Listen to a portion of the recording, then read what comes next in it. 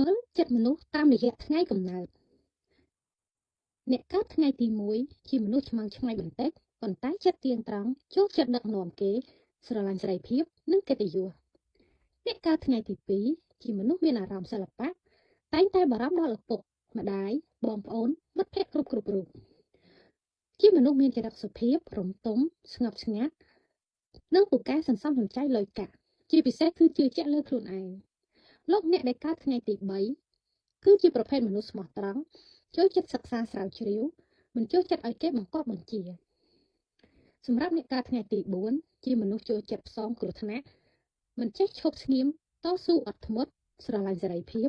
និងគំនិតរីកចម្រើនទៅមុខអ្នកកើតថ្ងៃទី5ជាមនុស្សវោហារក្បោះក្បាយប្រសពដោះស្រាយមិនប្រកាន់ខ្លួនប៉ុន្តែពូកែរអ៊ូរទាំបន្តិចសម្រាប់អ្នកកើតថ្ងៃទី6ជាមនុស្សស្លូតបូតស្រឡាញ់សិល្បៈតន្ត្រីតែក៏ឆាប់ខឹងមានគោលដៅជីវិតច្បាស់លាស់អ្នកកើតថ្ងៃទី7ជាមនុស្សស្រឡាញ់ភាពសាមញ្ញចេះស្គាល់ខ្ពស់ទាបចូលចិត្តប្រឈមនឹងឧបសគ្គនិងទុកចិត្តខ្លួនឯងលើសពីអ្វីទាំងអស់អ្នកកើតថ្ងៃទី8មានចរិតចាស់ទុំអៀនច្រើនស្ងប់ស្ងាត់មានសមានចិត្តជាមួយមិត្តគ្រប់គ្នាចំពោះការងារទោះបីជាធ្វើអ្វីយឺតយូរប៉ុន្តែចេះទទួលខុសត្រូវអ្នកកើតថ្ងៃទី9ជាមនុស្សបើកចំហមានសន្តិនិយមក្លាហានហ៊ានស៊ីហ៊ានសងប៉ុន្តែចិត្តត្រជាក់មិនសូវចងគំនុំនឹងអ្នកណាយូរឡើយមានអធ្យាស្រ័យល្អសម្រាប់អ្នកកើតថ្ងៃទី10ជាមនុស្សមានកម្លាំងជំរុញចិត្តខ្ពស់មិនចង់ឲ្យគេណែនាំបង្គាប់បញ្ជាឡើយជាមនុស្សស្រឡាញ់សេរីភាពនិងមានភាពជាអ្នកដឹកនាំអ្នកកើតថ្ងៃទី11ជាមនុស្សមានគំនិតច្នៃប្រឌិតមិនងាយអ្នកណាបោកប្រាស់បានទេឆាប់ក្រេវក្រោធប៉ុន្តែមិនសូវលោឡាតែងតែហួងហែងគូស្នេហ៍របស់ខ្លួនអ្នកកើតថ្ងៃទី12ជាមនុស្សមានប្រាជ្ញាភ្លឺថ្លាប៉ុន្តែចិត្តទន់មិនហ៊ានជំទាស់គំនិតអ្នកណាឡើយជាមនុស្សមានមន្តស្នេហ៍ស្រឡាញ់មិត្តភ័ក្តិនិងការសិក្សាអ្នកកើតថ្ងៃទី13ជាមនុស្សម៉ឺងម៉ាត់ដាច់ខាតហ៊ានប្រឈមមុខគ្រប់បញ្ហាតូចធំជាមនុស្សគិតវែងឆ្ងាយរហ័សរហួនមិនចេះនៅស្រណុកសម្រាប់អ្នកកើតថ្ងៃទី14ជាមនុស្សដែលមានទំនាក់ទំនងល្អចូលចិត្តធ្វើការតាមការគ្រោងទុកហ៊ានគិតហ៊ានធ្វើមិនចេះបន្លំកេងកាប់បបប្រាស់ពូកែចាប់កំហុសប៉ុន្តែប្រកបនិយមជាមនុស្សដែលមានគេស្រឡាញ់ចូលចិត្តច្រើនអ្នកកើតថ្ងៃទី16ជាមនុស្សមានទំនុកចិត្តខ្លួនឯងចិត្តទៀងចូលចិត្តប្រើគំនិតជាកម្លាំងមានទស្សនៈនិយមបន្តិចប៉ុន្តែមានចិត្តសន្តោសប្រណីជាមនុស្សស្រឡាញ់សេរីភាពអ្នកកើតថ្ងៃទី17ជាមនុស្សតស៊ូអត់ធ្មត់មិននិយាយស្ដីអត់ប្រយោជន៍ជាមនុស្សដែលជឿឆ្អែលដល់អ្នកដទៃមានចិត្តទៀងត្រង់និងប្រកាន់សច្ចៈសម្រាប់អ្នកកើតថ្ងៃទី18ជាមនុស្សមានឆន្ទៈមោះមុតគ្មានល្បិចកលទោះបីជាមានចិត្តក្តៅបន្តិចតែក៏ចេះប្រើគំនិតដោះស្រាយបញ្ហាជាងកម្លាំងរីឯអ្នកកើតថ្ងៃទី19ជាមនុស្សចិត្តល្អ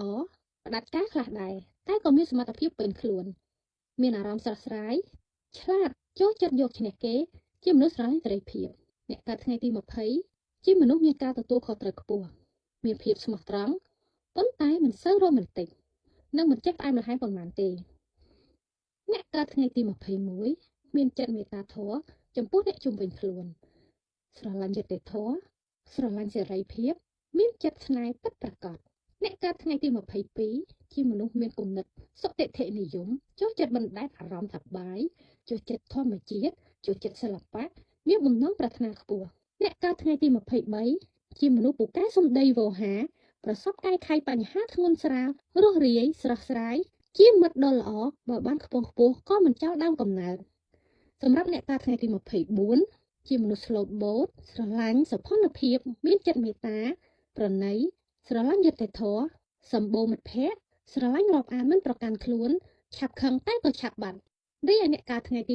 25ជាមនុស្សមានគំនិតច្នៃប្រឌិតខ្ពស់មានអារម្មណ៍សិល្បៈប៉ុន្តែមិនទុកចិត្តអ្នកណាម្នាក់ឡើយអ្នកកើតថ្ងៃទី26ជាមនុស្សរវើរវាយច្រើនទន់ភ្លន់និយាយតិចធ្វើច្រើនរហ័សរហួនស្រឡាញ់មិត្តភ័ក្តិជាមនុស្សមានគំនិតចាស់ទុំមានផែនការជីវិតត្រឹមត្រូវអ្នកកើតថ្ងៃទី27ជាមនុស្សបើកចំហមិនចេះលាក់បាំងអាកំបាំងឡើយមាននិស្ស័យស្រស់ស្រាយគួរឲ្យសេពគប់ប៉ុន្តែមានអារម្មណ៍ឆាប់ប្រែប្រួលបន្តិចអ្នកកើតថ្ងៃទី28ជាមនុស្សមានចិត្តស្មោះសរស្អាតស្អំស្នេហ៍ស្មោះមួយនឹងមួយ ទឹកចិត្តទូលំទូលាយហ៊ានលះបង់ហ៊ាននិយាយហ៊ានធ្វើអ្នកកើតថ្ងៃទី29ជាមនុស្សមានបញ្ញាមុតថ្លាប៉ុន្តែមានអារម្មណ៍ខ្លាចក្រអាលច្រើនសម្លឹងទៅអនាគតវែងឆ្ងាយស្រឡាញ់ញាតិគ្រួសារនិងមិត្តភ័ក្តិចេះសន្សំសំចៃទ្រព្យសម្បត្តិអ្នកកើតថ្ងៃទី30ជាមនុស្សមានគំនិតជឿនលឿនស្រឡាញ់សេរីភាពស្រឡាញ់ភាពត្រឹមត្រូវនិងយុត្តិធម៌និយាយតិចតែធ្វើច្រើនជាចុងក្រោយអ្នកកើតថ្ងៃទី31គឺជាមនុស្សដែលមាននិស្ស័យសិល្បៈមិននិយាយស្ដីឥតប្រយោជន៍ជាច្រើនជាមនុស្សស្រឡាញ់សេរីភាពហ៊ាននិយាយហ៊ានធ្វើនិងជាមនុស្សស្មោះស្នេហ៍បំផុត